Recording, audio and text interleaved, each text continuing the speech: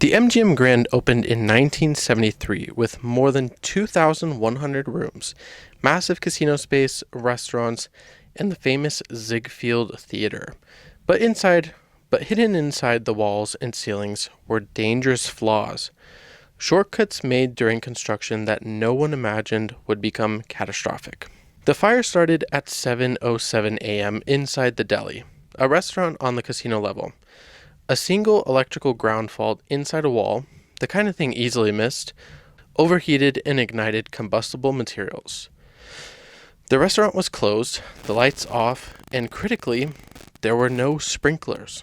The entire casino level, all 30 acres of it, had no sprinkler protection, despite fire officials requesting it years earlier.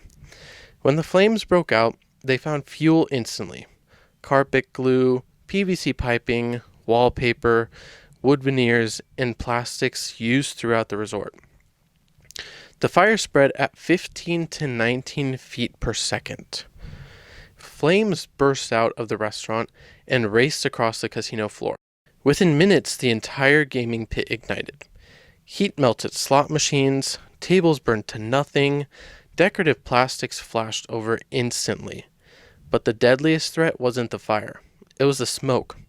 Toxic, superheated fumes filled the casino and then were pulled into the hotel tower through ventilation ducts, elevator shafts, and stairwells.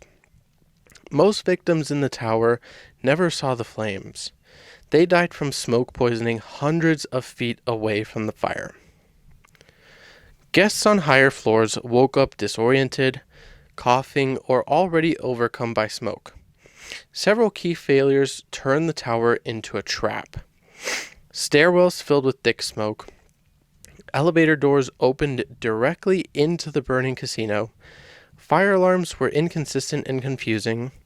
Some fire doors were improperly sealed or blocked, and evacuation maps weren't clear or visible in the dark and smoke. People became trapped in hallways with zero visibility. Many opened doors to stairwells only to face deadly superheated smoke rushing upward.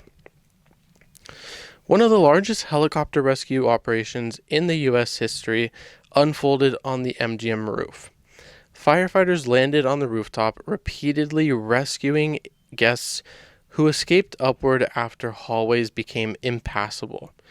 Dozens more were pulled from balconies by ladder trucks or rope lines. Without these rescues, the death toll would have been even higher. By the end, 87 people lost their lives, more than 700 were injured, and nearly all fatalities resulted from smoke inhalation and not burns. It remains the third deadliest hotel fire in U.S. history and the worst disaster ever to strike the Las Vegas Strip. What investigators discovered shocked the nation. The fire originated from a simple ground fault in wiring. Combustible materials were used heavily in walls and ceilings. The casino level had no sprinklers because original owners fought the requirement. Fire dampers were missing in key duct shafts.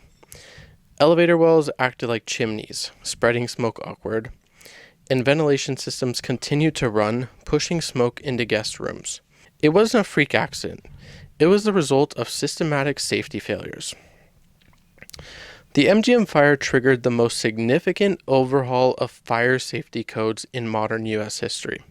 Nevada passed new laws requiring full sprinkler coverage in all hotels, mandatory fire dampers and smoke barriers, improved alarm systems, stairwell pressurization to prevent smoke infiltration, stricter electrical installation standards, and clear and consistent evacuation signage. Las Vegas hotels retrofitted an enormous expense, and today the Strip is considered one of the safest hotel corridors in the world because of these changes. Ironically, the MGM Grand was built and reopened just 8 months later in July 1981, and continues to operate today under Bally's former Horseshoe Las Vegas location as the original building. The MGM fire stands as a tragic reminder that even the brightest lights can hide dangerous shadows. But it also marks a turning point, a moment when Las Vegas chose never to let a disaster like this happen again. And because of that, millions of visitors today walk through safer hotels and casinos protected by systems built from the lessons learned on that November morning. Thanks for watching. If you enjoy these deep dives into Las Vegas history, make sure to subscribe. I have more casino stories and historic events on the way. Thanks again as always for watching. I'll see you guys in the next one. Peace. Shadows dancing, moving soft and slow. And as the lights fade low, I'll see you down the road.